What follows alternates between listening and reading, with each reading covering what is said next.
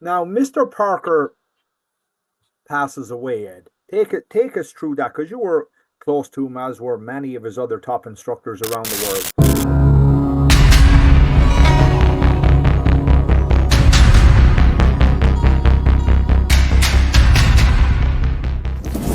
Welcome to the BSE podcast. Today I have a very, very, very special guest, a very important human being to me. He is my instructor, 10th degree black belt in Ed Parker's American Kenpo and president of the European Kenpo Karate Association, Mr. Ed Downey. Ed, thank you for coming on.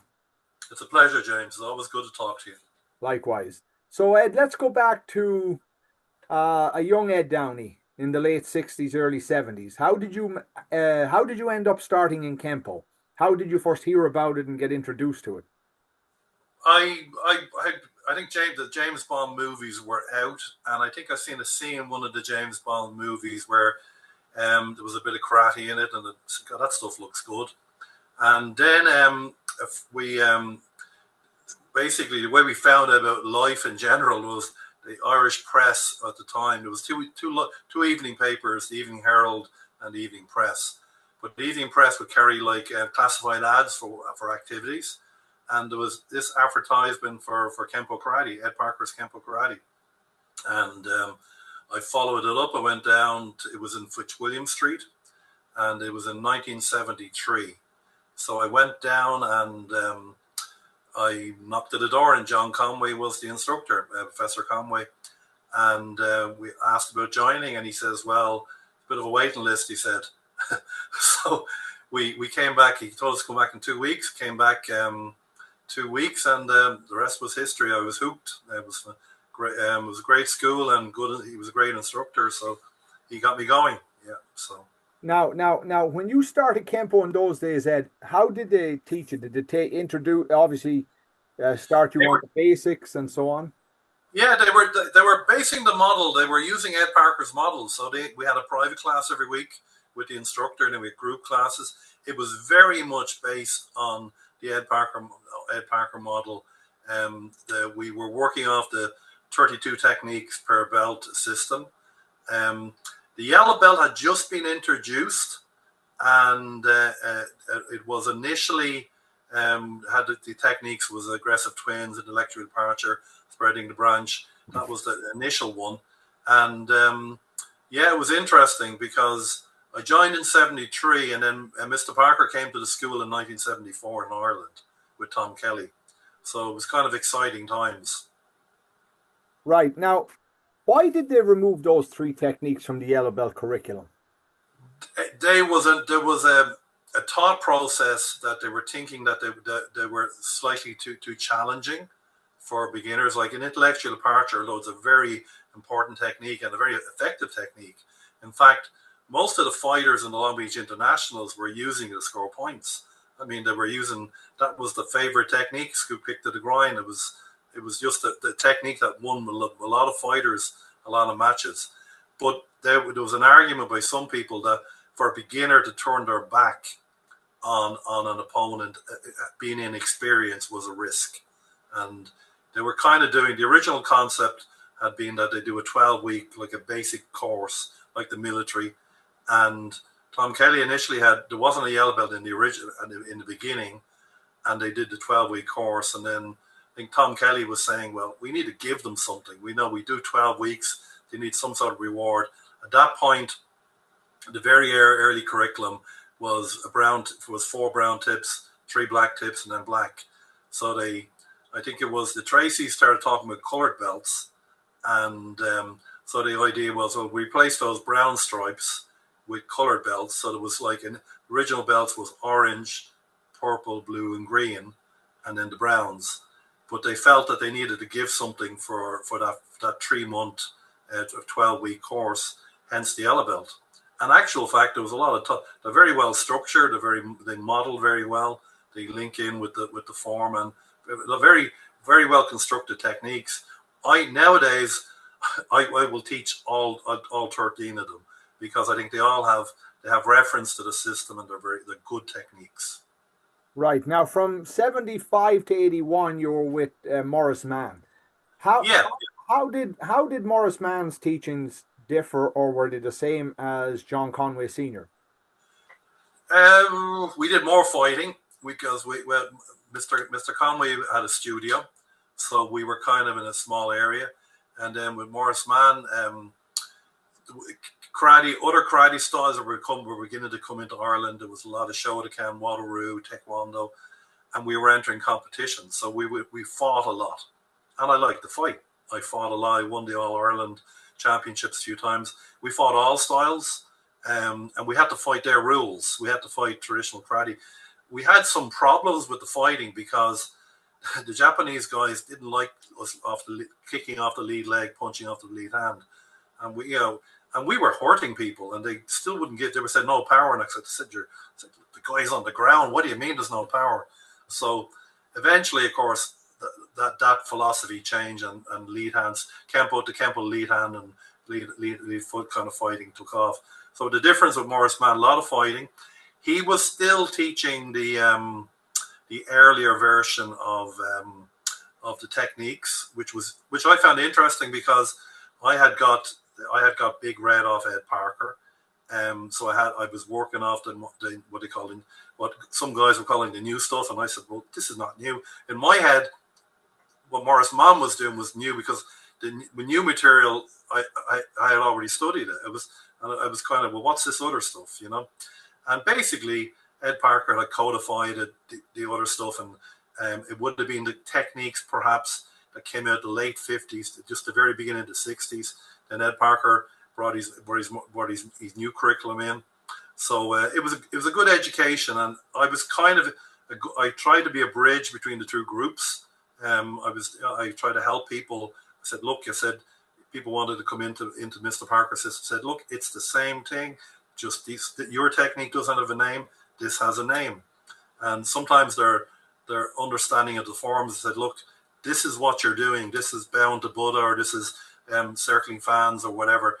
And I could translate for them because I was in contact with Mr. Parker.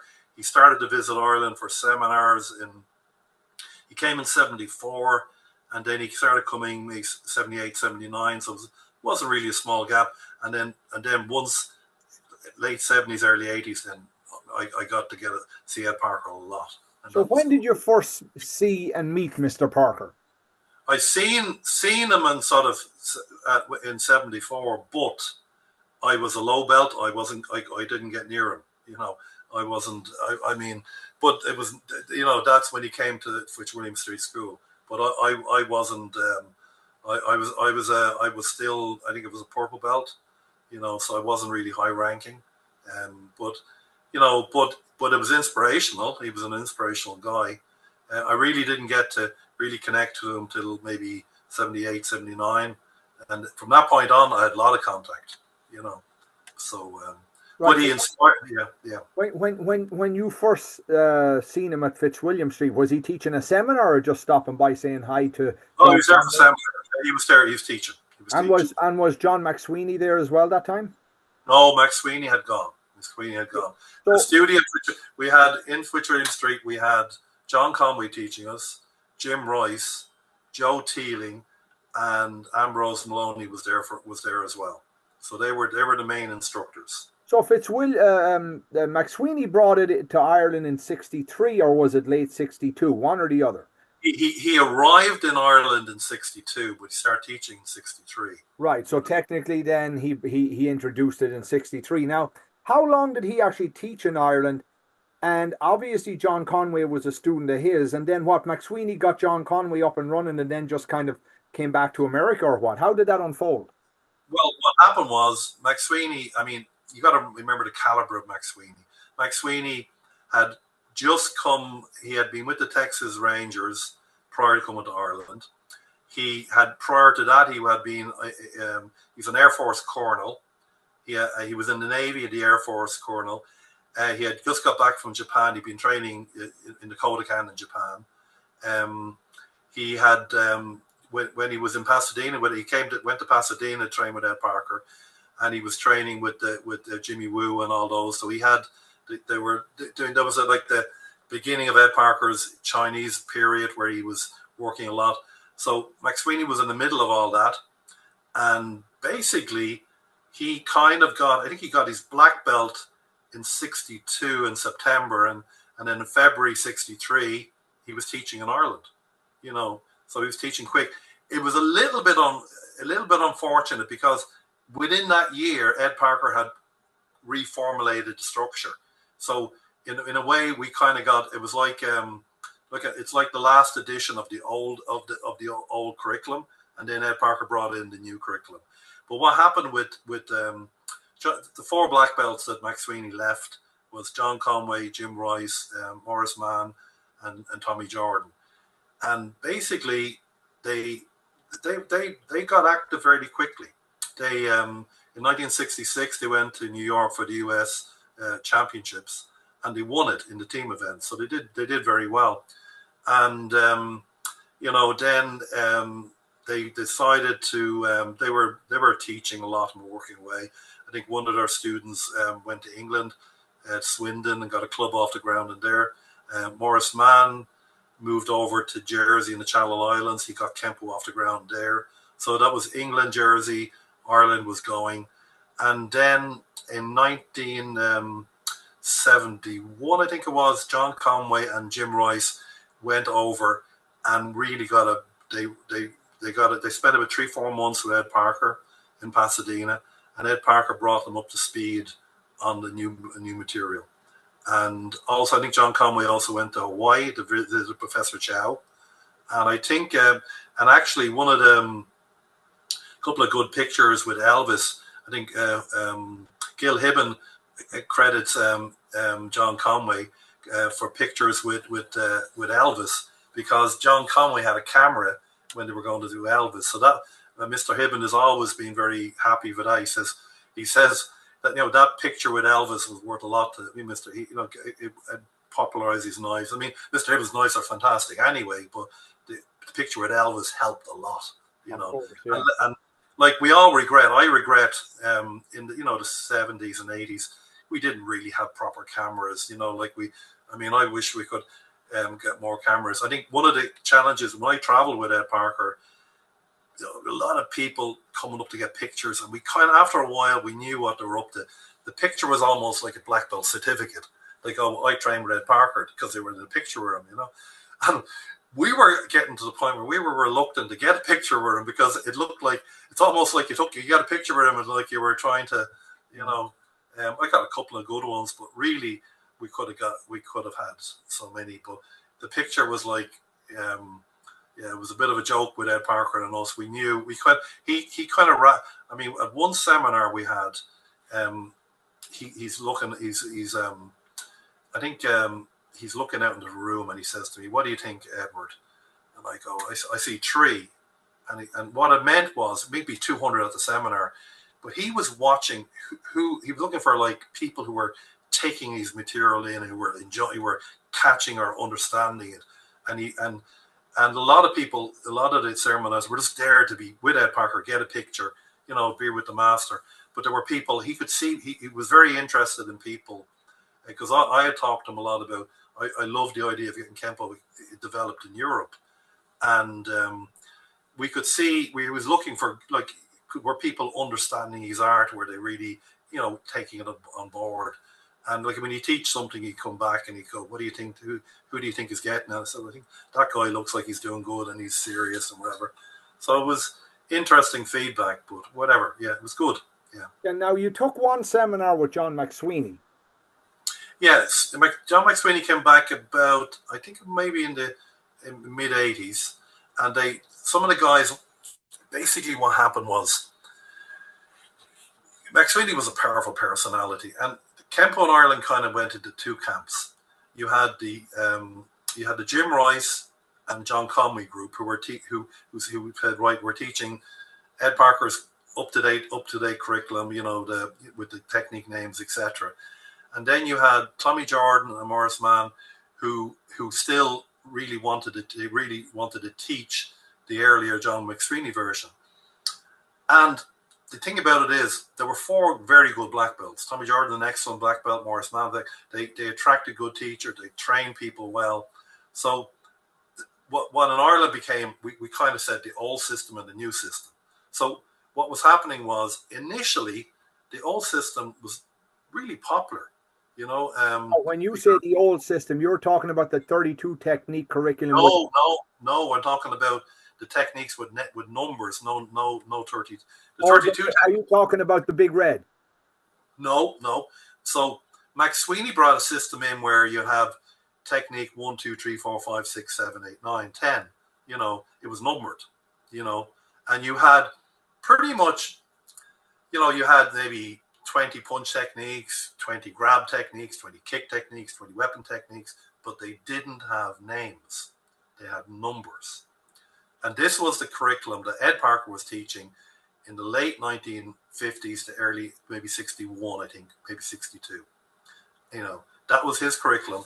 And then in 63 or 64, in comes, the names come on, and it's 32 techniques. And then later on, he moved after in about end of the 60s, he moved to 24 format, and so you had that format, actually, the 24 techniques format, and you had the guys who were teaching the earlier Kempo version. The positive thing was both were good. The guys who were teaching what we were calling the old stuff were strong, good guys. The only difference was that the context, a lot of the understanding of what was happening, the connection with the techniques, maybe the original, the bunkai, what Ed Parker intended, the ideas behind the forms, that information wasn't there. Because, like John McSweeney got the guys up to black belt, and there was more to learn. And the guys who did what we call, in Ireland, we call the old stuff, the old Kempo, that was their curriculum. Where John McSweeney, or Jim Rice and John Conway continue to study with Ed Parker. They travel back and forward. And actually, the reason I went to Morris Mann, one, he was a great instructor and the fighting, was that Mr. Conway moved to America. So he was no longer teaching, so and I really enjoyed him as a teacher. And you got to understand that, like, Morris Mann was teaching around the corner from John Conway. It was a 5-minute walk between the two schools. I mean, that's how close it was. It was really close, and like the other thing was, we didn't have any access to YouTube or internet. So when I went in to train with Morris Mann, he's wearing the Ed Parker patch. He has man on top. He has universal patron on his arm. He has IKKA. He's everything that Mr. Conway's wearing. He's identical. There's no difference. So I'm walking in. This is the same, association in because as a student, I knew no different. He has the same, rank and material. Everything's looking good. Morris Mann at that time was wearing a 3rd degree black belt, and he was good. He was an excellent instructor. So, I couldn't go on YouTube and say, or Google and say, well, is there because in reality we knew no different, and we didn't see any different. And at that point, when I think they were all in the one group at that point, but one group were happy to do one curriculum and one happy to do the other curriculum as such. Okay, interesting. Now, so in 1981 to 1990, Mr. Parker became your instructor. Yes. Now, how did that come about, Ed? Did you just talk to Mr. Mann and say, I'm going to work directly with Mr. Parker? Was it Mr. Mann say, Mr. Downey, you should do this because you're moving pretty fast, and I'm here, and you need to move forward? Like, how did that come about? It basically was, I wanted to.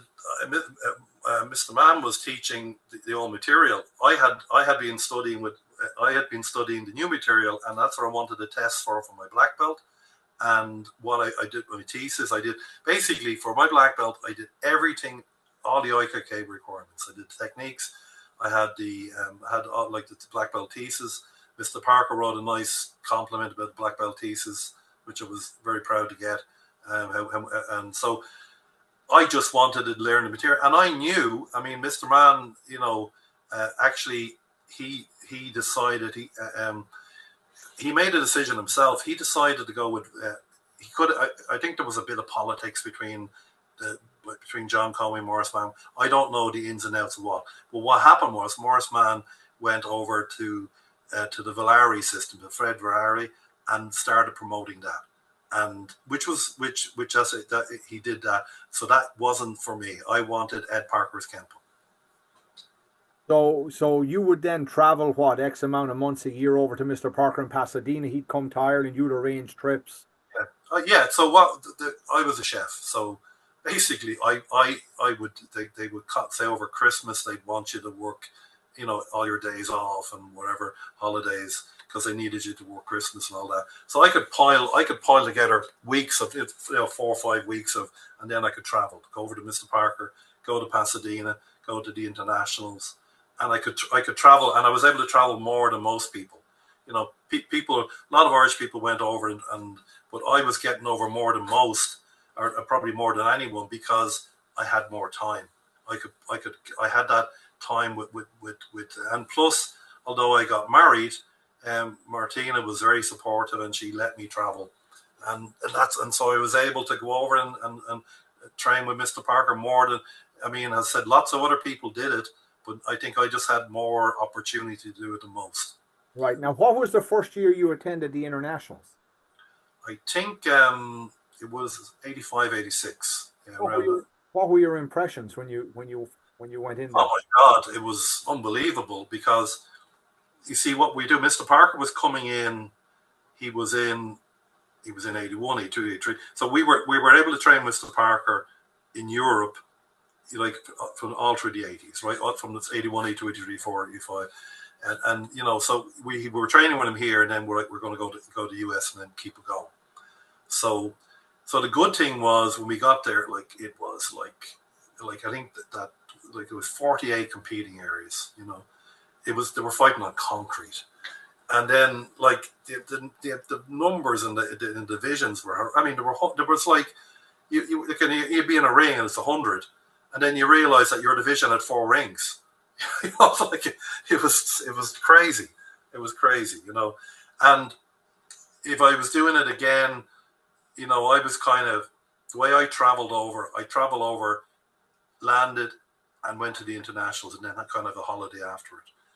If you were being more sport minded, what we should have done was come in 4 or 5 weeks before, maybe did 1 or 2 other tournaments, really build yourself up to it, acclimatize and all that. But that wasn't, we didn't we didn't have that opportunity. Yeah. We were doing well. The competition when Ed Parker's Long Beach was at its height, when it was there, it was sensational. I think it was the best tournament in the world. But there was no ifs or buts about it. It was. And what you seen there, it was overwhelming. Everyone was there, and it was multi-styled.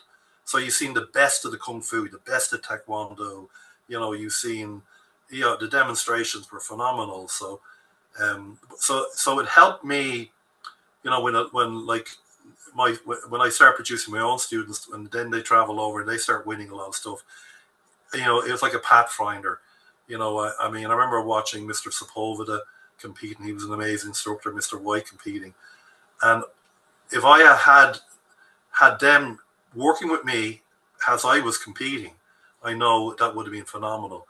But the advantage of me traveling for the organization that I built here in Ireland and in Europe is that experience, that it was invaluable. And then also to be in that time with Ed Parker, and I suppose probably from 86 to 1990, 5 or 6 years, I got very close to Ed Parker.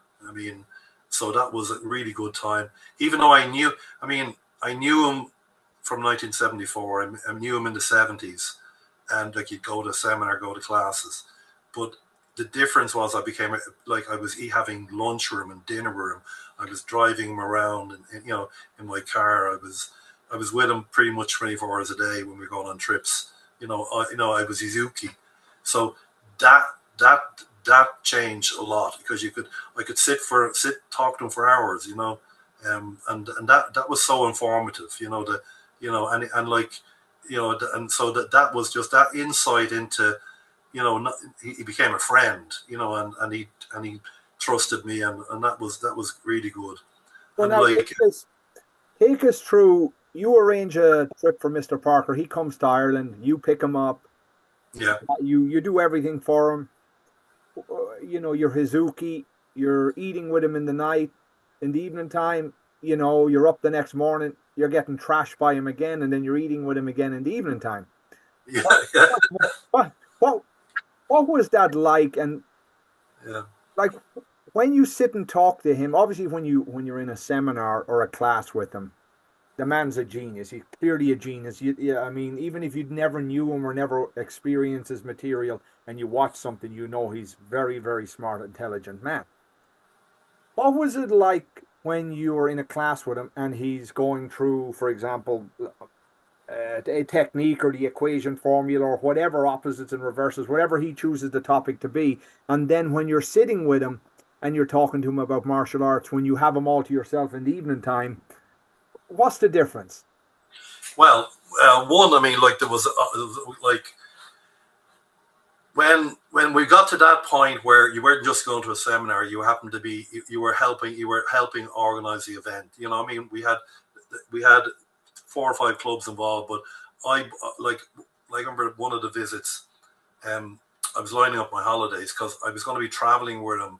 So I was going to be going. We went to England and we went to Greece, and what happened was we got him met up at the airport, and I arranged for him to stay in the hotel I was working in. Because I could get him a suite in the hotel, and I had to do one last shift that evening, you know, and he was in his room, and I rang him in the room with you. Do you need any food or what do you want?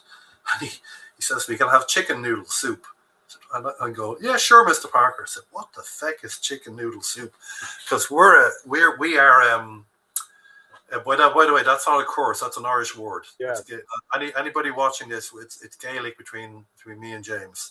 yeah, Uh, so 100%. anyway, yeah. So anyway, because I was taught French cuisine. All our menus are in French, and like nowadays the menu we're more cosmopolitan. We'd have Italian and French, Chinese and that. But that era, chicken. So I figured out. I got spaghetti, and I made a nice soup and sent it up to him, and he was happy. And I think as well. But anyway, the next day we go off and do the seminar or whatever. And in this particular seminar, he came. I brought him out to Selbridge, and he taught like we group of black belts. Some of the English black belts came over, and we had there was about 12 of us, and we had like classes, and he was going through the forms, and he was teaching me long form 7, and he was going through the movements or whatever, and then that afternoon we had a big seminar down in Parmastown in Dublin, and we had invited all the black belts from all over the country. They all came, and it was a great day. A lot of good people there, but in the seminar he started doing movements, and he's looking at me and he's doing a movement until I realized he's doing a continuation of my class on long 7 without the weapons.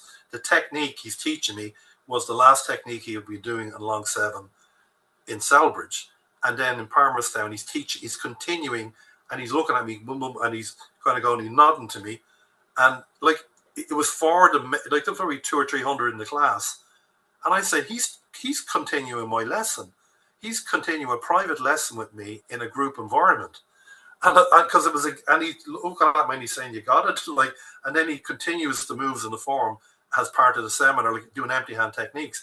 But it was an exact continuation of where he had stopped, where he was showing me in long 7, which it was funny, and he's just nodding. You got that, yeah, and like it was like interesting that now everyone in the seminar, what he was teaching, they were enjoying it. He was really good, but he was continuing my lesson, and I just and he's kind of nodding to me. Do you got that? You see that moving? So I thought that was really good. I thought it Very, was very very, impressive. very nice. Ed, when did you start teaching? When did you start teaching from? Okay, I'm going to teach this in the evening times when I'm done with my day job. Right. So I suppose I was always teaching. I mean, I taught from Horace Mann, and I taught, and then I opened my own school. and my old school was booming. I mean, I remember we I'd have I got a sports hall, and for open up the club, and so I got about the sports hall had like they split into there was a judo group at the other end. So the judo group had about 15, and I had about 20.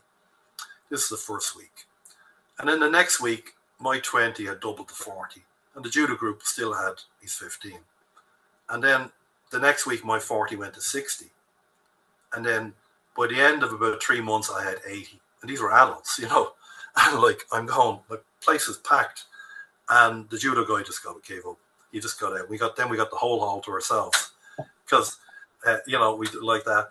And I was doing very well. And Mr. Sepulveda was coming in. I had asked Mr. Sepulveda to be my, that was, hang on, that was before that was, Miss Parker was still alive, so Mr. Sepulveda wasn't a teacher at that point. So we're doing very well. And I'm going to Ed Parker coming back, and the classes are going very well. And then Mr. Parker passes, right? And people start inviting me to teach. So I got an invitation to go to Belgium, went to Belgium to teach, and that was nice. And then some of the Spanish guys asked me to go to Spain to teach. So I went down to Spain, and the guys in Spain had a studio, right? And I go, what the hell is this? And like, I realized that, I said, maybe there's, and these guys, I was teaching them, so I said, well, if I'm teaching someone and they have the ability to have a studio, maybe I could do this. So in Selbridge, there was like a lot of industrial units and possibilities. So I said, right, I think I'll do this. I'll have a go at this. And I did. And the rest is history. Now I think I'm in my studio now. I'm in Selbridge 37 years now. 38 now, years. 1988. 1988. Now, I had my first school in 82. So I've had a school since 82. In fact, at one point, I had 3 schools. I had Ballyfermot, I had Leixlip, and I had Selbridge. I had 3 schools. And when I decided to get to have the physical studio, I said I can't do 3 locations, and I said Selbridge has to be it, because the one thing that I learned a lot of lessons how to teach people. So when I started teaching in Selbridge, I'd probably been teaching regularly for maybe for perhaps 10 years. So I knew what I was doing. I understood. And of course, Selbridge has been a great success. It's been really good. Yeah. Now, Mr. Parker passes away, Ed. Take us through that, because you were close to him, as were many of his other top instructors around the world. Who notified you that? How did it go down? And when's the last time you saw him alive? Obviously, it came as a great surprise to everybody and a shock that he passed away. Yeah, it was Ron Chappelle contacted me and told me, so he let me know, and we were all shocked, absolutely shocked. I think it was obviously in December, so that was the busy time for me. I was never going to get out of my job. That's when I had to work. So I would like to have traveled to the funeral. I just couldn't. It was not possible. And because I had banked all my, I'd load everything up for usually to get in the summer to go over Mr. Parker. I had seen him around, I think it was August, September, we'd seen him. And there was a thing Joe Palazzo was doing on the East Coast, and I wanted to go to that. It was in November, and I contacted Joe Palazzo, and he wasn't really, he was kind of pretty businesslike. He said, well, the seminar is this price and that, and really what it was like, it was kind of, it wasn't very attractive what I was doing, compared to when I would go to Pasadena, Mr. Parker. It was, and I kind of regret it. Look, I regret I didn't go in November, and it was a shock. Yeah. Now, when you were coming over in the 80s, you spent a lot of time in the Pasadena school. What was it like training at the Pasadena school in those days?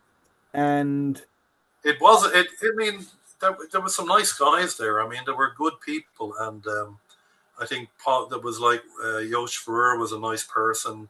Obviously, Mr. Trejo. There was Paul Gerard. We went over a couple of times to Thursday night in West LA because Mr. Parker taught a class on Thursday night. But I didn't realize when I started going to Pasadena initially, we trained there in the studio, but we were looking for Mr. Parker. And when I first went in, Frank Trejo's there, and he rings Mr. Parker, and he said, Eddie's here. And he said, well, tell him to go up to the house. And he put me on the phone. I said, but you're not coming down. And Ed Parker came down, and he kind of, I think everyone scattered in the studio, but I didn't know that he would want you to go to the house, But I got him to come to the studio, which was, like there were people running every direction, And he came down and he taught me, but I think from that point afterwards, I knew I had to go to the house. Right. So, yeah. Why, Ed? What did you receive 5 swords of thundering hammers, and you went, I got to go to the house? Actually, no. He introduced us to a restaurant that we got very popular with. He after he gave the class, he said, "Let's go for lunch," and we went to Sizzler. Oh yeah. And we went, and like, with Irish guys at the time, like you get your dinner, you eat what's in front of you, and the idea of a buffet meal was like unheard of. And the idea, so Ed Parker brought us to Sizzler, and we thought it was a great place.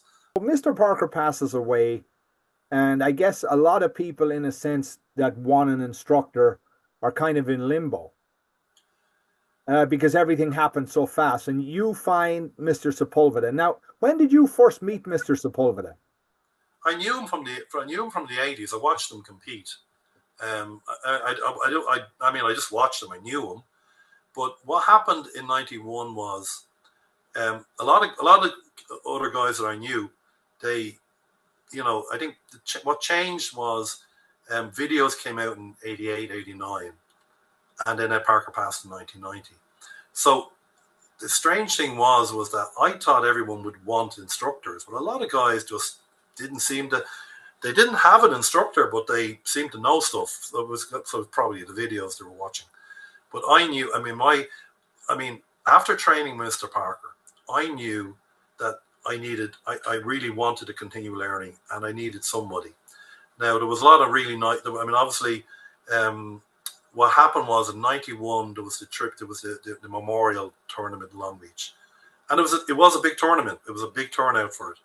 And myself and Paul Dowling were asked to do a tribute. Every state in the Union and every country where there was Kempo, were asked to go on the stage in '91 and do a demonstration. And I went up for Ireland and I did a demonstration. And I think Michal Waters, he was down in the Cayman Islands at the time, and he went on stage for doing it for the Cayman Islands. So then there was a lot of seminars, and they had lots of people teaching. They had maybe 15 or 20 really good instructors. And what I did was I watched all the instructors. At the time, I have a big school. I have a lot of students. And what I needed was a good person, and I needed a good, knowledgeable person, and I was really, really impressed with Mr. Sepulveda. He came across as a really good instructor, good personality. He was good with people. He was kind, and so I went up to him and I basically asked him, would he be my teacher? And he didn't have a passport. He hadn't traveled outside the US. And so he said yes, and then he traveled over, and I think it's 36 years or thereabouts that we've been together, and he's beyond a teacher now. He's a great friend, but when he would come to Ireland, he was a role model for if someone says, when someone goes to anybody in anything in a school, or who's your music teacher, who's your piano teacher, who's your English teacher, and you want to be proud of them, and you want to look up to them, and you want to be someone you can learn from. And Mr. Sepulveda had all those qualities, and he would talk to parents and talk to children, and he'd be kind and generous to everyone like that. and that's why I chose him. There were lots of other good people there, but it was that combination of his Kempo knowledge combined with all those other qualities that made him such a person that I wanted to study with. Nice, nice. Now, Ed, you started your first international camp. Yes. Yes, yeah. 19 October 1995. You have yourself, Jeff Speakman, Brian Duffy, John Sepulveda. And then this year, that's your first one, 1995. Rock and roll to 2025. And this is your lineup of instructors. Yeah, Now, fantastic that line. particular picture was taken at Jingwan's test, but they're all the instructors at the camp. Yes. What was your motivation behind starting a camp? Was it something that you just kind of thought, let me do this? It's because I love Kempo, and it just took off, or was it more of, let me do this and I'm going to build a mountain? What I did, James, I kind of did a lot of things. Like I did big championships. I ran up to about 4 years ago. I run 2 tournaments a year. I'd run in internationals, whatever. And I think we attended in 1994, we attended Brian Duffy's camp in Texas. You're right. Yeah. And that was a Texas camp. And that was when the senior council was launched. And so that was I really enjoyed that. And so in 95, I said, well, I'll bring Brian Duffy over, we run a camp. And Brian Duffy I said he can be the camp director, and he ran it the way he ran his camp. And it was good, it was fun, but our psyche, the way we do things in Ireland, the model that they do in Texas, I said, I came up with, well, that won't work. And I modified it to what we would like, and it's modified more and more. I mean, the first place we did was kind of like the American model, a bit rustic, like bunk beds and all that kind of stuff. And now our camp is in a 5-star hotel, and it's in a country club, and it's got the best of facilities, great food. We have a big band, and we have great instructors, and we have hundreds. We probably one of the biggest Kempo events in the world, but it has been an evolution, and it's an evolution, because people all support it. We have a lot of people come, and they come every year, and they get the spirit. It's like it's a family. Everyone's supporting each other. Everyone's happy to be there. The atmosphere is really good. It's very positive. There's no negativity. And I mean, when you run a championships, it's winners and losers. When you run a camp, it's a very positive experience. And I'm very selective about who will teach. We have a really good selection of teachers, and the teachers are they travel, they give their time, but it's a networking as well. It's like a Kenpo conference. And when I was with Mr. Parker, I learned probably more having dinner with him, sitting down and talking with him, and socializing with him. And so the environment I create, I kind of model it like Ed Parker. So we have great seminars, but in the evening, the hotel we have is such a big hotel, nice hotel. You can sit down with, someone, maybe sit down with Sean Crean from Boston and talk to him. Maybe Sean runs a great school there. You might say, well, can you give me how do you teach your children? How you do that? Or you can sit with Master Sepulveda and asking questions, or you can sit with Mr. Ledlick or Mr. Dye, or all the different teachers who are there. And then blue belts talk to each other over the years, and those blue belts become black belts. So that interaction, the way I had interaction with Ed Parker, it's an education. During the classes, people are training, like you'd have someone from Germany training someone from Ireland, someone from Spain training with someone from Denmark. And there's connections and interactions. So the environment we want, rather than, some people run a camp, and then that's it. And everyone, I run a train, you go do the classes and you're gone. It's because we deliberately, so the location is deliberately a little bit out of town, um, to create that so people don't drift away. They're there, they socialize. Okay, there's a leisure center, a swimming pool, like we have a banquet, if you want to play golf, there's a golf course, but it's that bringing everyone together the way we did with Ed Parker, and that's social. And I learned so much from Ed Parker just having dinner with him. You know, you know, he would talk a lot, and that so they're the lessons and I wanted to create that possibility. If you were to take one, and there's more than one, but if you were to take one lesson that's in your head that you got from Ed Parker over a conversation, and there's more than one, of course, but just one that resonates with the snap of a finger, what would it be? I was thinking of one the other day, and we were talking about body fusion, and I was trying to get, and I was, during the 80s, he was bringing out the Intervid Insights books, and I would read them, and at the time, like I'd read a couple of pages, and then I read them out and record them, and if you remember a thing called a cassette tape, James, I'd stick a cassette tape in the car as I was driving, and play back. I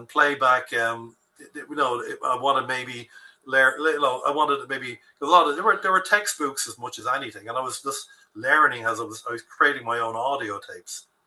And I remember at dinner once we talked a couple of hours about body fusion and how to move and how to and like that was invaluable because he was such a fantastic mover. I mean, like a lot of people they replicate Kempo, but Kempo is a little bit like music. You can watch a person can follow a set of techniques, be it from a manual or a video, but it's like music. There's timing, there's rotations, there's accelerations and decelerations, and this talk I had with him about body fusion, and it kind of like. I played it back in my head for years, and I've stood in class teaching people, and 20 years after Ed Parker had done something to me, 20 years after he passed, I'd go, now I know what he meant, So sometimes the conversations you have, as you gain experience and you try to explain something, what the conversation you had to him made more sense. Like sometimes you learn things, but the what you've learned, the context or the value of what you've learned doesn't become apparent until maybe later in your teaching career or whatever you're doing. Because Kempo really, the thing about Kempo is it doesn't matter what belt you're wearing, doesn't matter, what's important is it's like music. It's like the timing, movement, acceleration. We shouldn't be just replicators. Like, I mean, you need a bit of personality and a bit of energy. There's a lot of things people should have. It isn't, it's got energy and it's got variance. It's not a rigid system. Ed Parker, he didn't want his system traditionalized. Danny Santos said to me when I started with him, he said, James, you'll learn this very fast, this stuff, because you're a Kempo guy. He says, Kempo is a system that leaves you with an open door to learn a lot of other systems, very, very easier, Yeah, I pride myself in that the black belts I produced are competent, capable, they're knowledgeable, and they have an open mind, that they can absorb material and whatever. And that's important because, it's the idea is that you enjoy, you love what you're doing, and you can evolve and grow. And I know you've studied other systems, and I assume that your foundation in Kempo allowed you to do that, and that the teachers who've seen you and watched you could recognize your basics and your strengths and your applications or whatever. And I think Kempo taught well with enthusiasm. I often say to people, you need to, if you have doubts or lack of belief in something, it can be fixed. I mean, it's like everything. I love questions, I may not have the answers, but the question will stimulate research on my behalf, and I will grow as a teacher. You know, often the case people have asked me questions, I gave them an answer, and they said, "Why did you not tell us?" I said, "Well, it's the question that got the answer. I had the knowledge in there, but you didn't ask the question, and that didn't stimulate the answer." You know, so yeah, Ed Parker. A lot of times, okay, he worked all the way up to Long 7 with me, and that was great. But most of the time, when he teach a seminar, he asked me, "What would you like me to teach?" He asked me that question, and I said to him, I said, "Whatever you think I need, sir." You know, and that was my answer. Because now other people would say, "Would you teach Long 6 or weapons or whatever it might be?" But I felt that, you know, he knew what I needed, and most of the time, it was learning how to move, how to, you know. So the recipes, the techniques, or even the forms, they're recipes. But if you don't know how to, you know, I mean, I trained as a chef, so if you don't know, I can give you can get all the ingredients for a recipe, but if you don't know how to assemble them, and how to use them in a certain way, they're no good to you. So, I was happy. He helped me how to move properly, you know, and body dynamics and whatever. I know when I was younger, probably a little bit of a heavy hand, just slightly, maybe Slightly. slightly a heavy hand. You're underestimating yourself there a little bit. I'm first-hand knowledge of that one. Yeah, but now, I mean, yeah. So like, That would have look, woken the room up. That one, that word, slightly heavy-handed. It. Everybody'd have eyes like a deer in headlights. yeah, yeah. But you know, sometimes when I was teaching, I was trying to demonstrate the effectiveness of Kempo. And nowadays, I can still do that, but I can do it in a way that I don't necessarily bash the hell out of somebody, you know. And that's important, and that's an evolution. I mean, realistically, that is the tiger and the dragon. That is that evolution, you know. And I hope that I've evolved into a really good teacher, you know, and that's what I've tried to do, and that's why I've had Master Sepulveda as my instructor for so long, because I continue that he has still so much he can give and help me with. Well, I can tell you haven't. I've always said this, and I say it to people regularly, and I've said it to you many times, that I wish I could be the human being you are. You are a great human being. One, that's first the most important thing. You know, you taught me, and it's funny. You said something a few minutes ago. It's like somebody says something. In this case, you were talking about Mr. Parker, and then years later, it really resonated. And you were teaching me Long 4. This 30 years ago, and I can't remember. I forgot it, or I was not. There was something that wasn't tweaking with me, and I got a little frustrated. And you said, "Listen, Jimmy, it's not that important to be good at Long 4. It's more important to be a good human being." And you were just calming me down because you sensed my frustration or whatever it was. I can't remember, what it was. And, you said another thing to me when I was very young, and that resonated with me a few years later and to this day. You said being tough will get you nowhere, but a smile and a handshake will open any door. Now, when you first said that to me, I knew what you meant, but it didn't really resonate with me because I was younger, much younger. But as time goes on, there was never a truer statement made to me. So you're correct. Yeah, things that someone that is your respect and someone that's respectful of you, and they tell you something, they talk about something, it may not resonate for a while, but when it does, it does. Yeah, no, I mean, I suppose Ed Parker put his system together, and he probably was hoping that it would become like a university subject, and like you would have, say, teacher training. You'd have a teacher training, where you learn how to coach and all that, and that would have been something he'd like to have done, and obviously, he passed way too early, and I think he would have achieved so much more, but he had a degree in psychology. He knew how to teach. His personality was great, I mean, I got him on the Pat Kenny radio show once, and then I got him on the Late Late Show or the Pat Kenny Live, and he had done but when he was working with those media people, they loved him because he was so comfortable, and he knew how to give them what they wanted, and he gave them, they wanted to talk about Elvis and all that kind of stuff, and he was smooth and he, entertaining, and one of the things I've learned is I don't know. I'll joke with people and I'll give them comparisons and whatever, and then I'll take some of the lessons that Parker gave and talks about the Chinese fan theory and all this kind of stuff.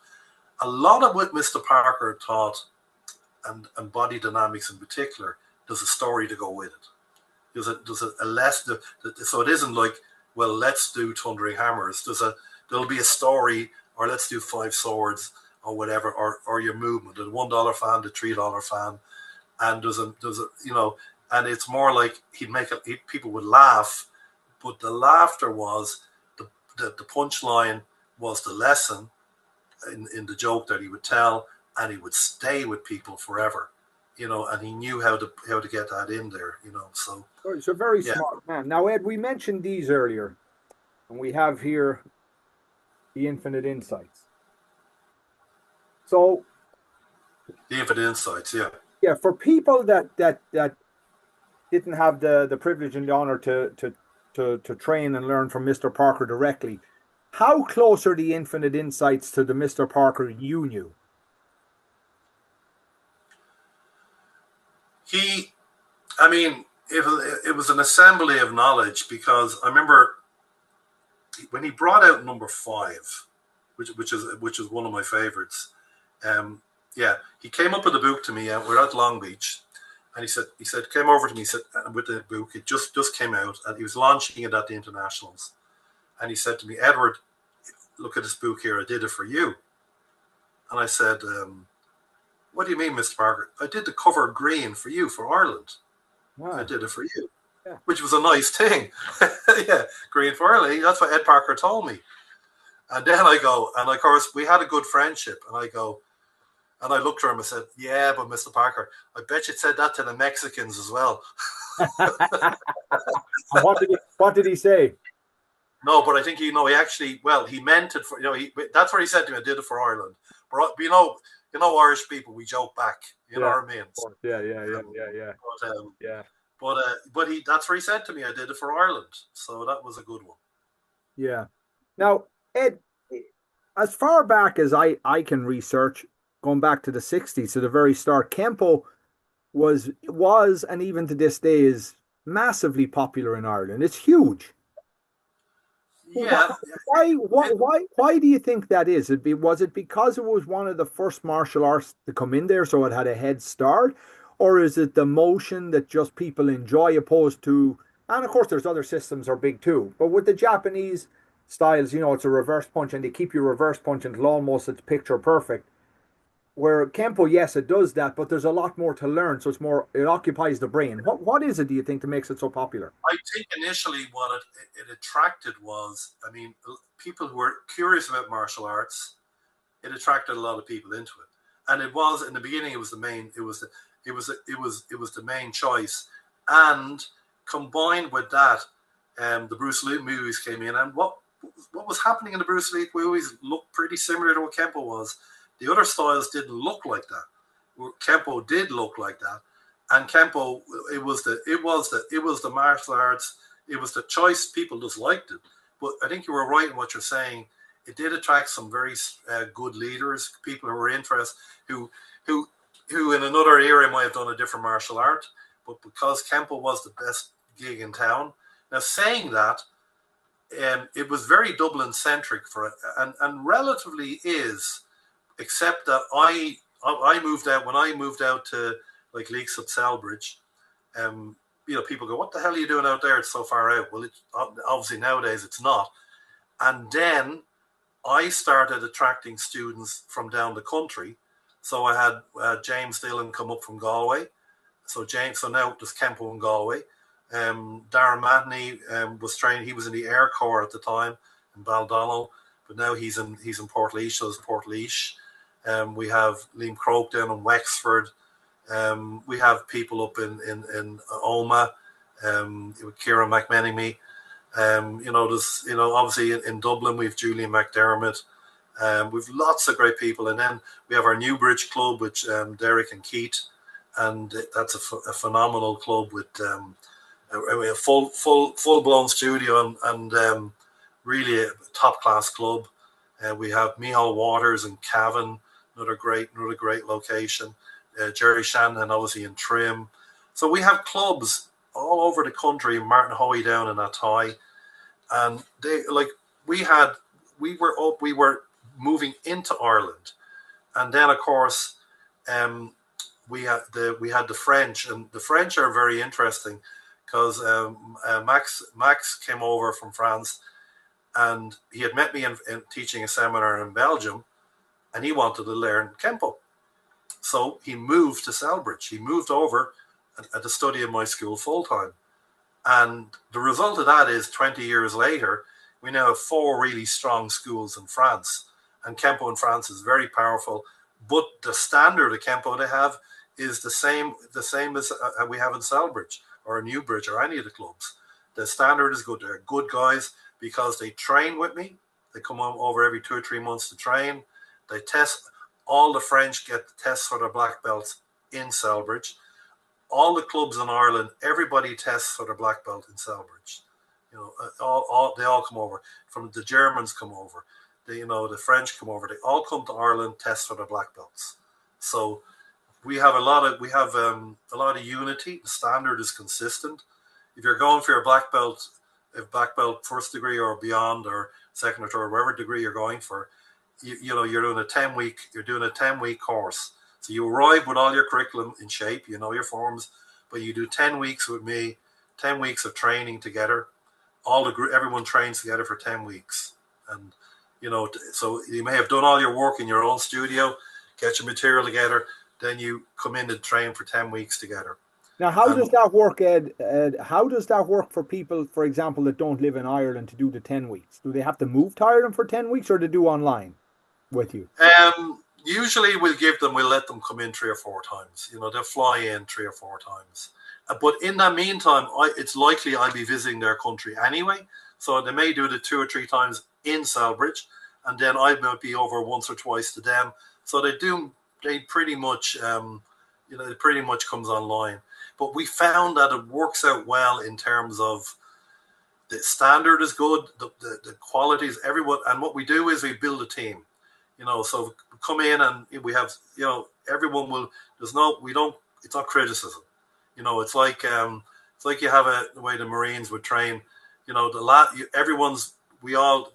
guy who's maybe a little bit weaker than the others, over 10 weeks he blends into the group. He gets stronger, and the idea is that we build everyone up, and we've unified standard.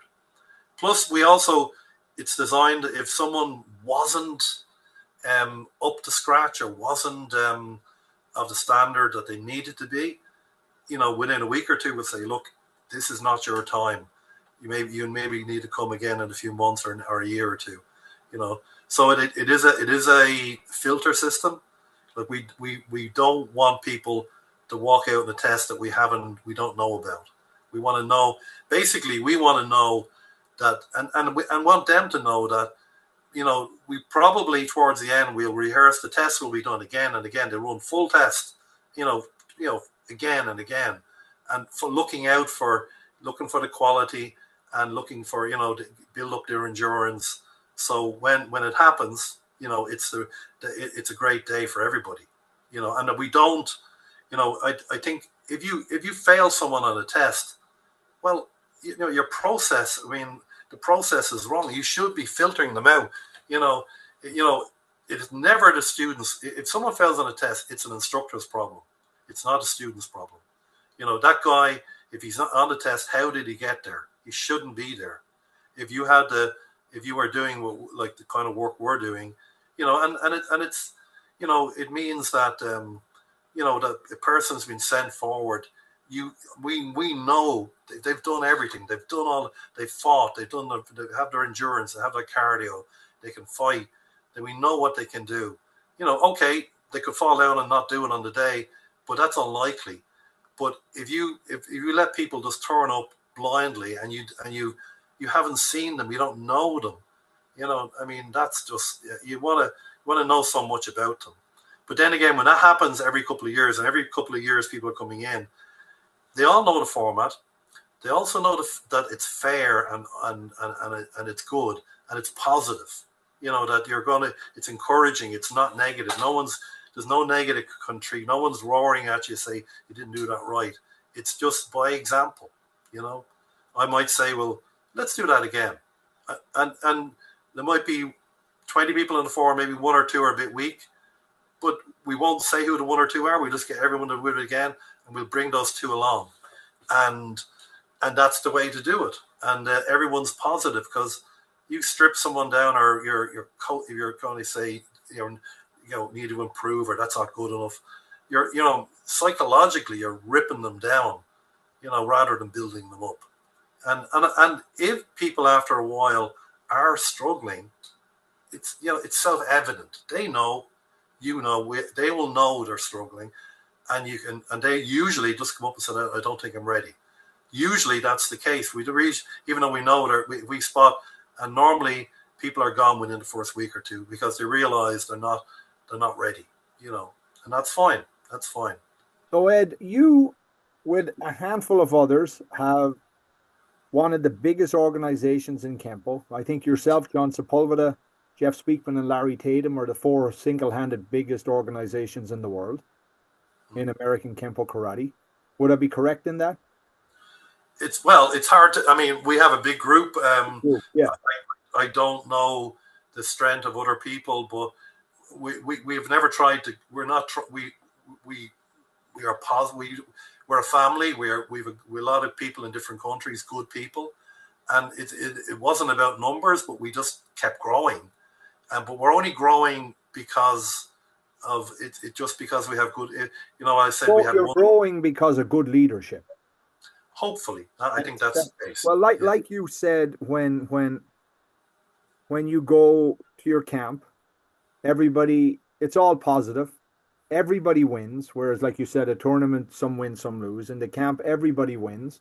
Like you said, you can talk to Master Sepulveda, talk to yourself, talk to Julian, John, Richard, talk to any of the instructors about in the evening time over a drink or over a meal. There's no competition. Everybody's happy. And that's simply because of you. That's a standard you've set. And that's good leadership. Yeah, well, we have good leaders. Look, we have John Burgess, Richard Burgess, we've Julian McDermott. I mean, those three have my back forever. They're some of the best guys out there, and they've been there forever. And with that type of people, with John Burgess, Richard Burgess, Julian, Derek Newsom, Keith Page, Mihal, there's just endless list of really good people who are there, who would just support us and help us. And then we have like great people in like Eduardo De La Torre in Spain. He's amazing. Klaus Peterson in Denmark, Paul Jones in Berlin. We have lots of great people, and like they're just good people, and we're getting stronger. Like there's no kind of debt. There's no negativity. I mean, financially, people are not being leaned on financially. I mean, it isn't like that. No one's looking for crazy fees off. It's not. That's not the model. The model is we are an association loving Kempo and promoting Kempo, and a lot of good people, a lot of really good people. Good, yeah. So Ed, where do you see the future of Kenpo Karate? It's strong. I mean, I think there's from a striking point. I mean, I think it's how well it's taught. I mean, I've seen Kempo. If it's taught to a high degree level, obviously there's certain challenges. I mean, you've seen a lot of people have added groundwork, and that is something that people should address and whatever.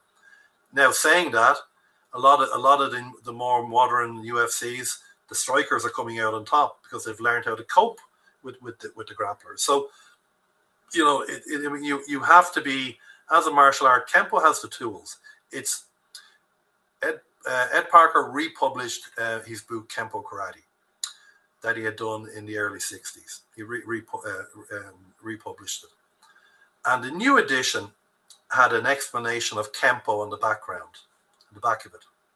And it was about the evolution of Kempo, that it had evolutionary strands and that. And I read the back of the book, and I said to Mr. Parker, I said, that sounds familiar. And Ed Parker said to me, it should be, Edward, I took it from your black belt thesis.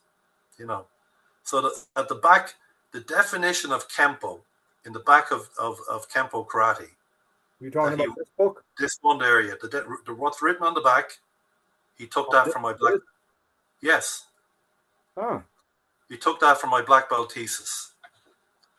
You know, so I think I was really happy with that, because if Ed Parker likes your definition of Kempo, I kind of figure in his head, I understood what he was talking about with Kempo, you know, about it being that it has built-in evolutionary strands, so it's capable of evolving. Now, saying that, he gave structure. I mean, and it's important that people understand the structure. And some people, you know,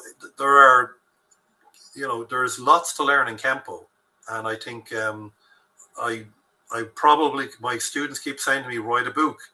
And what I'd like to do probably at some point is write a book of how to learn Kempo and how to use Kempo, because the how of Kempo, you know, the recipe, this technique, that technique are pretty much out there, you know, but, you know, it's the usage. I mean, it's like saying there's a hammer, you know, learn how to use the hammer. It's like, you know, a lot of times people, you know, if you give everyone the ingredients, but, you know, a guy, if you work with a carpenter and the things he can do, you're not going to pick it up straight away. And the way he taps down a hammer, that nail goes in one hit, and that technique. And so it's important. And it's also important that even though we don't want to use the material that we know, you want to know that it's taught to an effective level, that if necessary, it will work, you know. And I think I've always wanted that to be the case. That, you know that Ed Parker says, to see is to be deceived, to hear is to doubt, but to feel is to believe. You know, I kind of, with the old heavy hand again, I kind of made that a lot. But in reality, most people, when they learn a technique, they learn the pattern of the technique.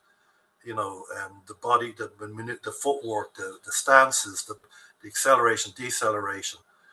And then I say, you know what, the one thing that a lot of times instructors don't impart to their students is the final ingredient.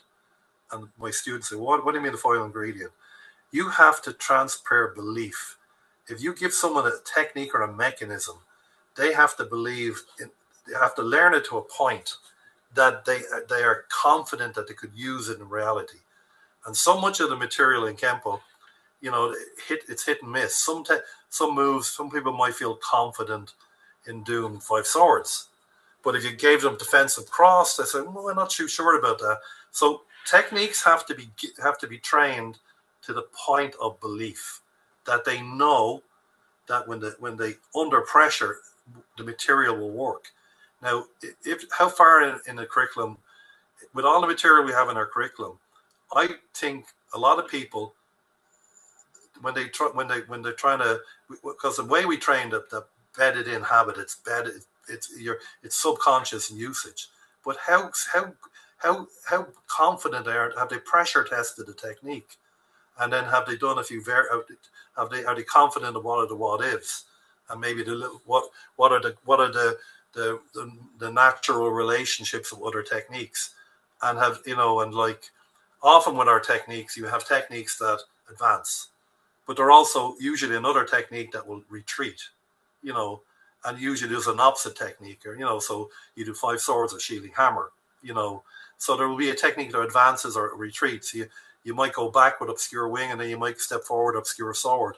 So there's different techniques, and then the reasons for them are important. But that all that kind of material and that belief and the pressure testing, and then obviously the fundamental skills: can they kick? Can they punch? Can they use a hand sword? is their target selection good? Is their weapon formation good? If they hit something, will they break a wrist or break a finger? Or, is their kick, are they kicking properly? All those things are important. And if they don't have, basically, you need all the fundamentals. You need to be strong basics, so that if you have to kick or punch or whatever, they're the ingredients. So bad ingredients won't make a good technique. So that's what I think. Yeah. So if Mr. Parker was alive today, do you think he would have restructured the Kempo system? Do you think he would have used the equation formula to add, subtract, prefix, suffix, and so on and so forth, and like maybe got rid of some stuff? Or you think he would have just kept it the way it is and modified it to some things, for example, for lack of a better way of putting it, to modern day? Right. Well, I think the main thing in martial arts has been the grappling revolution. But Ed Parker was a judo black belt. He was a judo black belt, and Kempo was the Danzanryu Jiu-Jitsu from Hawaii. That was all part of, Ed Parker's black belt said Kenpo, Karate, Jiu-Jitsu. It was 3 styles. So it was a lot of material that, I said he codified what he had, 32 techniques and whatever. And then it took a lot of, when they moved to 32, 24, those techniques they brought in from the forms. And I think some of the form techniques they brought in are not pressure tested. They're not as structurally, they need to be developed a bit more. But he would have addressed the grappling issue. But I don't think he wouldn't have, because on balance, you're a victim of your habit and victim of your nature. If you grapple a lot, your instinct is to grapple. If you kick a lot, your instinct is to kick. If you box a lot, your instinct is to box. Kempo is meant to be that style in the middle, where we can strike. We're counter manipulators. We tend to counter manipulate. A lot of our extensions explore contact manipulation, and so we're counter manipulators. So a lot of the answers are there already in our curriculum. It really depends on how well you train a person. You could, with the training you've learned in your own career so far, what the grapplers do. So you can kind of go, right, well, and when you see what's actually happening in a modern UFC, how the strikers are preventing the grapplers from doing what they need to do. And then the elephant in the room is what we need to use to stop the grapplers, we can't use. So in other words, you go in a ring, poke you in the eye, knee him in the groin, chop him in the windpipe, hit him in the mastoid, hammer him in the back of the vertebrae, in the back of the neck, all banned. You can't do that. So what would work and what will work in the street and what would work in reality, we teach kids sword and hammer, but you can't do that. So it's like the grappler can come in and probably use his full repertoire of ability, come in and tie a guy up, lock you up. And if you have an opportunity to poke him in the eye, you cannot poke him in the eye or chop him in the windpipe, which will stop. And it's kind of like you have the firepower, but you can't shoot. Well, you see it all the time in UFC. Someone gets a thumb in the eye or a kick in the groin, they get a timeout to recover. Exactly. And I've seen that. A real situation, that fight would be over. Exactly. And so there's the reality of it all. Now, the UFC is kind of saying, and it's very interesting, and it's very, look, it does a lot. There's some great people in the UFC and there's some great fighters. But we're talking about the popularity of Kempo in Ireland. Yeah. Kempo, because it got a lot of good people involved in the early days, it became popular and was really popular because really strong personalities. And to be honest, the way Kempo is set up and structured, it's pretty progressive. It keeps pulling you along. You get, people go, each belt is a nice challenge. The information is a challenge. There was, I suppose, in the early days, a bit of an information deficit in that material or manuals and that wasn't as out there. And then, of course, that then became available. And to a certain extent, the material that became available was great, but then some people decided that the video and the manual was all they needed, and they didn't have teachers. And I mean, that has its own problems, because you can't, strong basics, and then we all know the value of a good teacher. Kempo in Ireland has been popular, but what happened for me was, when I moved out I had three schools at one point, and I wanted to settle on Selbridge. And when I opened the studio, and people start realizing where I was, and then people heard about me, we started having Kempo. Obviously, we had Kempo in Galway, we have Kempo in Offaly, and a lot of counties, and developed it. And I was able to popularize Kempo outside the Dublin area, which previously there wasn't that much Kempo there. So to a certain extent, the Kempo just kept growing. And by the nature of Kempo, it is an intriguing style. It does stimulate you. Some styles, like we talked about earlier, they're very strong basics, and that's what they focus on. But where Kempo, there's a lot of material, and it is interesting and challenging as well. So it did keep people engrossed and whatever. And I have students who were with me for 40 years. I have guys who train with me for 40 years, and that's a long time. And and I suppose the nature of any instructor, no matter what they are, is a power retention. If a student comes to train with you, and they start training with you, and they might train with you for a week, a month, a year, but if you have people who are training with you for 40 years, you've certainly got your ability to teach and educate them and stimulate them for all that time. Like, I have students, like a black belt, Ryan Fitzgerald. He drives from Athlone in the middle of Ireland every week, and has done for 30 years. Every week comes up and trains. He's an excellent black belt, and he's a 6th degree black belt at this point. He's very, very capable, very knowledgeable, very powerful man, but he comes every week, never misses a week. And that's motivation. And we have people from all over. Michal Waters, same thing, comes up in maybe an hour and a half to drive. And we've guys from Kieran McMenemy, he's coming maybe 4 hours, driving 4 hours to train. So we have people that, and these are dedicated people, good black belts, and they make a big effort to do that, So now, Ed, let's talk about this book, because in a reprint of this book, Mr. Parker gave you a great compliment. Let's talk a little bit about that. Yeah, so when Mr. Parker he reprinted the book Kenpo Karate, and when he reprinted it, I took the book and read it, and I turned it over in the back, and I read the back of it, and I said, that sounds familiar. And Ed Parker said to me, he said, well, I took it from your black belt thesis, Edward. So when I had got my black belt, I submitted my thesis, and he complimented it. But obviously, Ed Parker would read your thesis. And in all honesty, a lot of the material that we have in Kempo is material that other black belts under Ed Parker created, now under his direction. So the model that Ed Parker uses, like a professor in a university, and the professor in the university would do, he'd have these PhD students, and he'd say, well, I want you to work in that experiment and this experiment, and they come back to him. And then, of course, then it'd be announced that Professor Bennett has now created a new vaccine or something.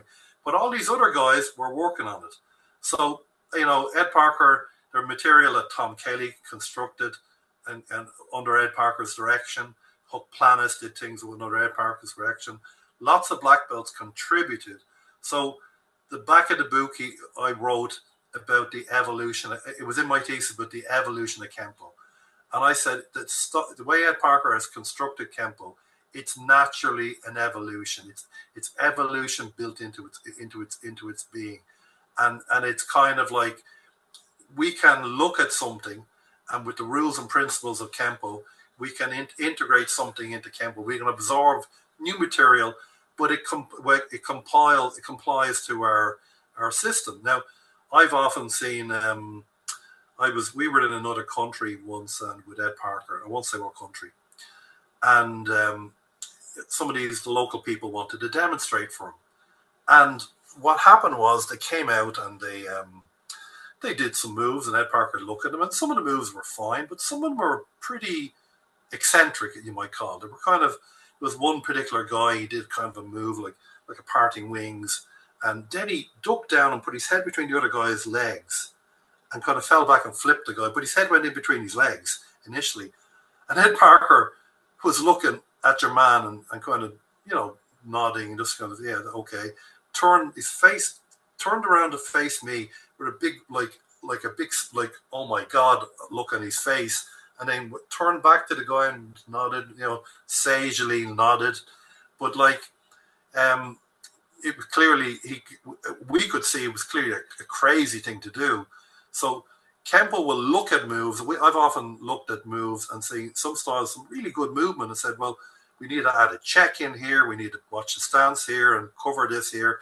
And so Kempo would fill in it's like an engineering thing. You go into a building and say, this is a really nice building, but I think we need to reinforce that doorway there, and that there's a bit of a problem here. And Kempo, the engineering at Kempo is so good that we can just take something from another style and adopt it into Kempo, but we'll just make sure that if we have the certain things it has to have. And, that's what I see. That's when I wrote it in my thesis. Ed Parker liked it. And it was a great compliment that, he put. I looked at it and said, that sounds familiar. And he said, yeah, yes, Edward, I took it from your thesis, so that was good. Yeah. So now your full-time academy is in Selbridge, County Kildare. So for anybody visiting Ireland that does Kempo or does another martial art and has not practiced Kempo, or anybody in Ireland should know where to find you should they choose to pursue Kempo, Ed. And so what's the operational hours of your academy and where are you located? Okay, so my academy is located in Selbridge, County Kildare, in the Mill Centre. The Mill is a 17th century building, so we're located right beside the Mill. Our operating hours we open on Monday, Tuesday, Wednesday, Thursday from 5 p.m. to 10 p.m. We have a sort of an advanced class on Tuesday mornings. People are very welcome to come to that.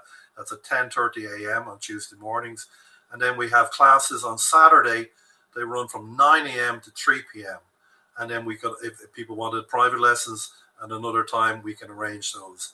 So we're always welcome visitors. Selbridge is a very open and welcoming club.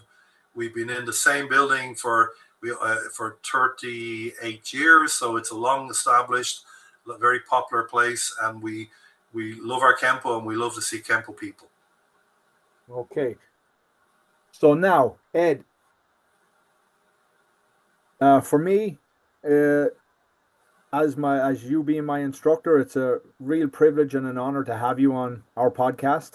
And I thank you very much for coming on. Not only are you my instructor, but you're one of my best friends and you're a father figure in more than ways than I can explain. I really appreciate you and thank you for coming on. Well, James, I am very proud of you and all you've achieved. I think you've become a historian of martial arts. You've done multiple styles of martial arts.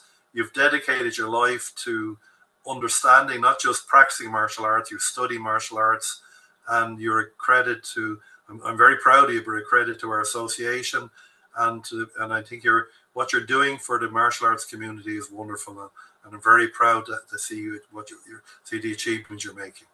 Thank you very much, sir. Thank you for coming on.